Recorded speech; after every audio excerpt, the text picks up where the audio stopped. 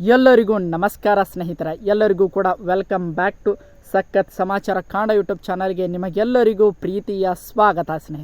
ಸ್ನೇಹಿತರೆ big boss Kannada season 11ರಲ್ಲಿ 11ನೇ ವಾರ big boss ಮನೆಯಿಂದ ಹೊರ ಹೋಗಲು 8 ಜನ ನಾಮಿನೇಟ್ ಆಗಿದ್ದಾರೆ. ಸ್ನೇಹಿತರೆ, ಆ ನಾಮಿನೇಟ್ ಆಗಿರುವಂಥ ಸ್ಪರ್ಧಿಗಳ ವೋಟಿಂಗ್ ರಿಸಲ್ಟನ್ನು ನಾನು ಈ ವಿಡಿಯೋದಲ್ಲಿ ನಿಮಗೆ ತಿಳಿಸ್ಕೊಡ್ತಾ ಹೋಗ್ತೇನೆ. ಸ್ನೇಹಿತರೆ, ಅದಕ್ಕೋಸ್ಕರ ನಮ್ಮ ಚಾನಲ್ಗೆ ನೀವಿನ್ನೂ ಸಬ್ಸ್ಕ್ರೈಬ್ ಮಾಡ್ಕೊಂಡಿಲ್ಲ ಅಂದರೆ ಎಲ್ಲರೂ ಕೂಡ ಚಾನಲ್ಗೆ ದಯವಿಟ್ಟು ಸಬ್ಸ್ಕ್ರೈಬ್ ಮಾಡ್ಕೊಳ್ಳಿ.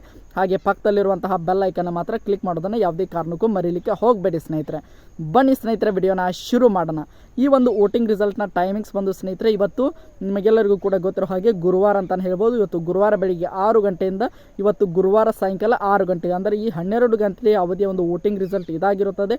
ಈ 12 ಗಂಟೆ ಅವಧಿಯಲ್ಲಿ ಯಾರು ಅತಿ ಹೆಚ್ಚು ವೋಟ್ಗಳನ್ನು ಪಡೆದುಕೊಂಡಿದ್ದಾರೆ, ಅದರ ಜೊತೆಗೆ ಯಾರು ಅತಿ ಕಡಿಮೆ ವೋಟ್ಗಳನ್ನು ಪಡೆದುಕೊಂಡಿದ್ದಾರೆ ಅಂತ ನೋಡ್ತಾ ಹೋಗೋಣ. ಸ್ನೇಹಿತರೆ, ಬನ್ನಿ ಸ್ನೇಹಿತರೆ ವಿಡಿಯೋನ ಶುರು ಮಾಡೋಣ. ಮೊದಲನೇದಾಗಿ 8 ಜನ ನಾಮಿನೇಟ್ ಆಗಿರುವಂತಹ ಸ್ಪರ್ಧಿಗಳ ಪೈಕಿ ಅತಿ ಹೆಚ್ಚು ವೋಟ್ಗಳನ್ನು ಪಡೆದುಕೊಂಡಿರುವಂತಹ ಮೊದಲನೇ ಸ್ಪರ್ಧಿ ಯಾರೆಂದರೆ ಅದು ಹನುಮಂತು ಅಂತಲೇ ಹೇಳ್ಬೋದು. ಸ್ನೇಹಿತರೆ, ಹನುಮಂತ್ ಅವರು 23% ವೋಟ್ಗಳನ್ನು ಪಡೆದುಕೊಳ್ಳುವುದರ ಮೂಲಕ ಮೊದಲನೇ ಸ್ಥಾನದಲ್ಲಿ ಇದ್ದಾರೆ. ಸ್ನೇಹಿತರೆ, ಇನ್ನು ಎರಡನೇ ಸ್ಥಾನದ ಬಗ್ಗೆ ನೋಡ್ತಾ ಹೋಗೋಣ. ಎರಡನೇ ಸ್ಥಾನದಲ್ಲಿರುವಂತಹ ಸ್ಪರ್ಧಿ ತ್ರಿವಿಕ್ರಮ್ ಅಂತಲೇ ಹೇಳ್ಬೋದು. ತ್ರಿವಿಕ್ರಮ್ ಅವರಿಗೆ ಬರೋಬ್ಬರಿ 22% ವೋಟ್ಗಳು ಬಂದಿವೆ. ಸ್ನೇಹಿತರೆ, ಒಂದು ದಿನದಲ್ಲಿ ಹನುಮಂತ್ ಅವರು ಮುಂದಿರ್ತಾರೆ, ಇನ್ನೊಂದು ದಿನದಲ್ಲಿ ತ್ರಿವಿಕ್ರಮ್ ಅವರು ಮುಂದಿರ್ತಾರೆ. ಸ್ನೇಹಿತರೆ, ಇವರಿಬ್ಬರ ನಡುವೆ ತುಂಬಾ ಒಳ್ಳೆಯ ಕಾಂಪಿಟೇಷನ್ ಬೆಳೀತಾ ಇದೆ ಅಂತ ಹೇಳ್ಬೋದು. ಸ್ನೇಹಿತರೆ, ಇನ್ನು ಮೂರನೇ ಸ್ಥಾನದ ವಿಚಾರಕ್ಕೆ ಬರೋಣ. ಮೂರನೇ ಸ್ಥಾನದಲ್ಲಿರುವಂಥ ಸ್ಪರ್ಧಿ ಭವ್ಯ ಗೌಡ ಅಂತಲೇ ಹೇಳ್ಬೋದು. ಭವ್ಯ ಗೌಡ ಅವರಿಗೆ 15% ವೋಟ್ಗಳನ್ನು ಪಡೆದುಕೊಳ್ಳುವುದರ ಮೂಲಕ ಭವ್ಯ ಗೌಡ ಅವರು ಮೂರನೇ ಸ್ಥಾನದಲ್ಲಿದ್ದಾರೆ, ಅಂದರೆ ಟಾಪ್ 3ಯಲ್ಲಿ ಇದ್ದಾರೆ. ಸ್ನೇಹಿತರೆ, ಇನ್ನು ನಾಲ್ಕನೇ ಸ್ಥಾನದ ಬಗ್ಗೆ ನೋಡ್ತಾ ಹೋಗೋಣ. ನಾಲ್ಕನೇ ಸ್ಥಾನದಲ್ಲಿರುವಂಥ ಸ್ಪರ್ಧಿ ಮೋಕ್ಷಿತಾ ಪೈ ಅಂತಲೇ ಹೇಳ್ಬೋದು. ಮೋಕ್ಷಿತಾ ಅವರು 4ನೇ ಅಂದರೆ ಟಾಪ್ 4 ಸ್ಥಾನವನ್ನು ಪಡೆದುಕೊಂಡಿದ್ದಾರೆ. ಇನ್ನು 5ನೇ ಸ್ಥಾನದ ಬಗ್ಗೆ ನೋಡ್ತಾ ಹೋಗೋಣ. 5ನೇ ಸ್ಥಾನದಲ್ಲಿ ಅಂದರೆ ಟಾಪ್ 5ಯಲ್ಲಿ ಇರುವಂತಹ ಸ್ಪರ್ಧಿ ರಜತ್ ಕಿಶನ್ ಅಂತಲೇ ಹೇಳ್ಬೋದು. ಇನ್ನು ಇವರಿಗೆ ರಜತ್ ಕಿಶನ್ ಅವರಿಗೆ ಬಂದಿರುವಂಥ ವೋಟಿಂಗ್ ಪರ್ಸೆಂಟೇಜ್ 10 ಅಂತಲೇ ಹೇಳ್ಬೋದು. 10% ವೋಟ್ಗಳನ್ನು ಪಡೆದುಕೊಂಡಿದ್ದಾರೆ.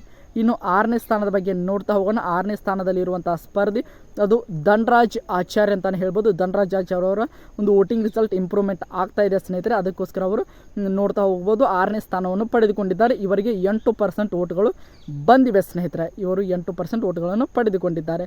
ಇನ್ನು 7ನೇ ಸ್ಥಾನದ ಬಗ್ಗೆ ಮಾತನಾಡ್ತಾ ಹೋಗೋಣ. 7ನೇ ಸ್ಥಾನದಲ್ಲಿ ಶಿಶಿರ್ ಶಾಸ್ತ್ರಿ ಅವರು ಇದ್ದಾರೆ. ಸ್ನೇಹಿತರೆ, ಶಿಶಿರ್ ಶಾಸ್ತ್ರಿ ಅವರು ಅಂದುಕೊಂಡಂತೆ ಅವರ ಫ್ಯಾನ್ಸ್ ಅಂದುಕೊಂಡಂತೆ ಮಾಡುತ್ತಿಲ್ಲ ಅಂತಲೇ ಹೇಳ್ಬೋದು. ಸ್ನೇಹಿತರೆ, ಆ ಕಾರಣದಿಂದ ಅವರಿಗೆ ದಿನೇ ವೋಟ್ಗಳು ಕಡಿಮೆ ಆಗ್ತಾ ಇವೆ. ಸ್ನೇಹಿತರೆ, ಅದಕ್ಕೋಸ್ಕರ ಅವರು ಈ ಒಂದು ವೋಟಿಂಗ್ ರಿಸಲ್ಟ್ನಲ್ಲಿ 7ನೇ ಸ್ಥಾನವನ್ನು ಪಡೆದುಕೊಂಡಿದ್ದಾರೆ. ಇವರಿಗೆ 6% ವೋಟ್ಗಳು ಬಂದಿವೆ. ಸ್ನೇಹಿತರೆ, ಇನ್ನು ಕೊನೆಯ ಸ್ಥಾನ ಅಂದರೆ 8ನೇ ಸ್ಥಾನದಲ್ಲಿರುವಂತಹ ಸ್ಪರ್ಧಿ ಚೈತ್ರಾ ಕುಂದಾಪುರ ಅಂತಲೇ ಹೇಳ್ಬೋದು. ಚೈತ್ರಾ ಕುಂದಾಪುರ ಅವರಿಗೆ ಕೇವಲ 2% ವೋಟ್ಗಳನ್ನು ಪಡೆದುಕೊಳ್ಳುವುದರ ಮೂಲಕ ಇವತ್ತಿನ ಒಂದು ವೋಟಿಂಗ್ ರಿಸಲ್ಟ್ನಲ್ಲಿ ಕೊನೆಯ ಸ್ಥಾನದಲ್ಲಿ ಇದ್ದಾರೆ. ಸ್ನೇಹಿತರೆ, ಇದು ಇವತ್ತಿನ ಒಂದು ಗುರುವಾರದ ವೋಟಿಂಗ್ ರಿಸಲ್ಟ್ ಅಂತಲೇ ಹೇಳ್ಬೋದು. ನಿಮ್ಮ ಪ್ರಕಾರ ಈ 8 ಜನರ ಪೈಕಿ ಯಾರು ಬಿಗ್ ಬಾಸ್ ಮನೆಯಿಂದ ಹೊರಗಡೆ ಹೋಗಬೇಕು ಎಂಬುದನ್ನು ಕಮೆಂಟ್ ಬಾಕ್ಸಲ್ಲಿ ಕಮೆಂಟ್ ಮಾಡಿ.